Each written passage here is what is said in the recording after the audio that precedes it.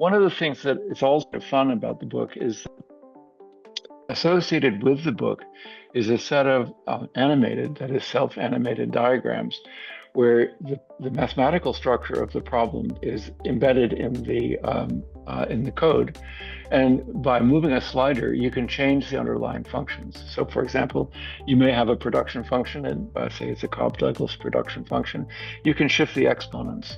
Or if you have a wage setting problem, you can alter the fallback position of the worker and see what happens to the wage. And these are fun to use. They're sort of addictive, actually. But it's also for teaching. It really helps because you can just put one of these things on the board and the students can have them on their computers and then ask them to see what would happen if we make the production function a little more concave in the labor input or something of that nature.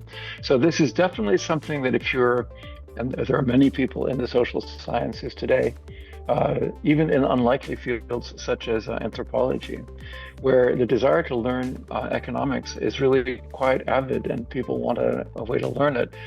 And then they ask, well, should I read text X or Y?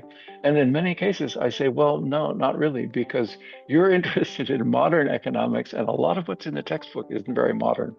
Or a lot of the textbooks, maybe they'll have something, an added chapter at the end on some new topic like inequality or public goods and so on, or environment. And that is so telling.